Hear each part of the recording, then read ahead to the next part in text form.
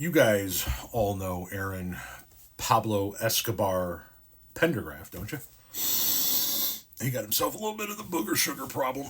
Anyway, he's a loyal troll of mine, and he loves tagging me in videos.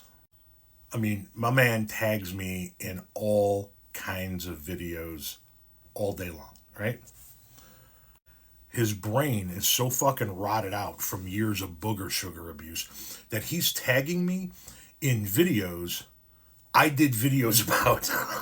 Videos I've already debunked. So what are all these videos he's tagging me in about today? They're all videos lying about Garcia, the gentleman who was illegally deported to El Salvador. It's Trump administration officials and right-wing talking heads doing everything they possibly can to lie their asses off about Albrigo Garcia. Because they fucked up and they don't want to right or wrong. That's what the Trump administration's all about.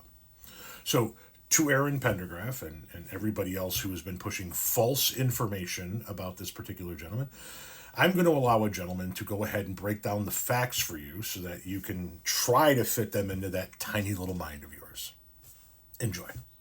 In the last 24 hours, I've gathered all of the facts about the Edgar Garcia deportation case so that you don't have to. In my next video, I'll tell you which side I think is in the right on this particular case. So in 2011, Edgar Garcia fled gang threats in El Salvador and then illegally entered the United States at age 16. He settled in Maryland, married a U.S. citizen, and was the father of 3 special needs children. In March 2019, Garcia was detained by police in a Home Depot parking lot in Maryland. A police informant alleged that Garcia was a member of the MS-13 gang, though the police had no proof and did not believe the claim. Garcia was not charged with any crime but was handed over to ICE at that point. In 2019, an immigration judge denied Garcia bond during his detention, treating the accusation of MS-13 affiliation as credible. Then an appellate immigration court upheld the bond denial, treating this accusation as credible at that stage. So 2 cases where they treated it as credible. However, in September 2019, an immigration judge found insufficient evidence that Garcia was an MS-13 member and concluded his life would be in danger if he returned to El Salvador. He then granted withholding of removal. So that's important. It's a form of protection that bars him from being deported to El Salvador. Importantly, withholding of removal required a determination that Garcia was not a danger to U.S. security, right? So they determined he's not a danger to the U.S. Following this ruling, Garcia was released from detention. He lived and worked legally in Maryland, obtained a work permit, and complied with ICE's check-in requirements. During these years, he maintained a clean record, and he has never been convicted of any crime, gang-related or otherwise. Then,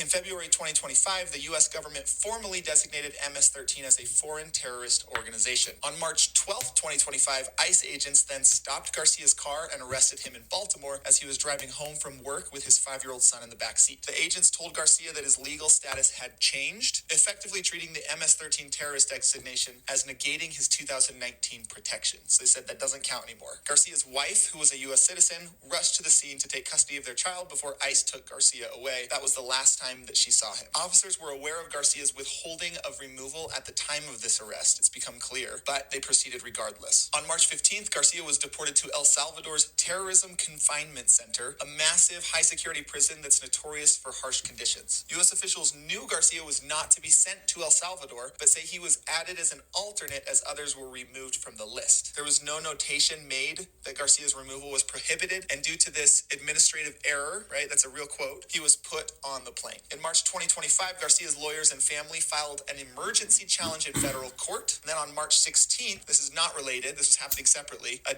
U.S. district judge had already ordered a temporary halt to the mass deportation flights, but Garcia was deported just hours before that order took effect. So then in late March, the Justice Department filed papers in Garcia's case conceding the mistake. A DOJ attorney acknowledged that Garcia should not have been removed to El Salvador due to his protection. Nevertheless, the administration argued that because Garcia was now abroad, U.S. courts lacked the authority to order his return from a foreign prison. On April 4th, U.S. District Judge Paula Xinis, I'm saying that wrong, but Paula Xinis, we're just going to say Xinis, rejected the government's position and issued a court order to undo Garcia's removal. She instructed the administration to preserve the status quo by securing Garcia's release from the Salvadoran prison and returning him to the U.S. with a firm deadline. Then, the Trump administration sought emergency relief from higher courts. The 4th District Court of Appeals, not not the Supreme Court, this is the intermediary court, unanimously refused to stay Judge Xinis's order. In a sharply worded opinion, Judge J. Harvey Wilkinson III wrote, "There is no question that the government screwed up here. The government took the only action which was expressly prohibited by Garcia's 2019 order." So now the clock's ticking towards the district court's deadline that they had set before. The government appeals to the U.S. Supreme Court. So now we get to the Supreme Court's decision, which is where there's a lot of confusion. So on April 10th, 2025, the Supreme Court held that Judge Xinis's directive was proper in requiring the government to facilitate Garcia's release from custody in El Salvador and to ensure his immigration case is restored to the status it had before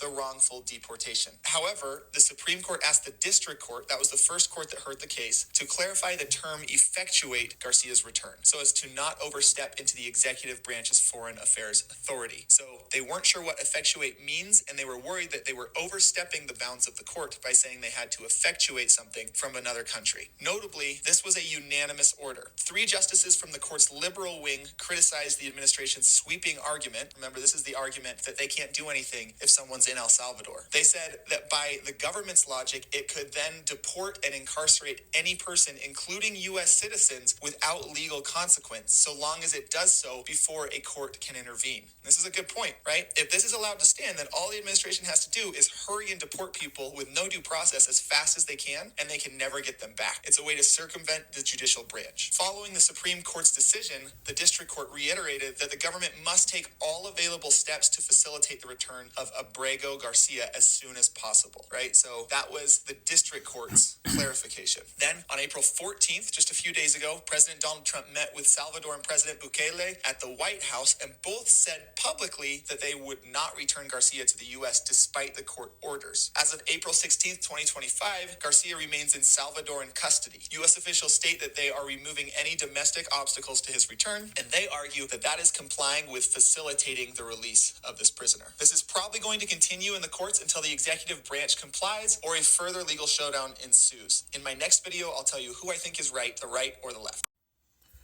Those are all facts. That's exactly the way this whole thing has broken down. And if you're having trouble grasping any of that, Aaron, put the rolled up $1 bill down and maybe have a small child explain it to you.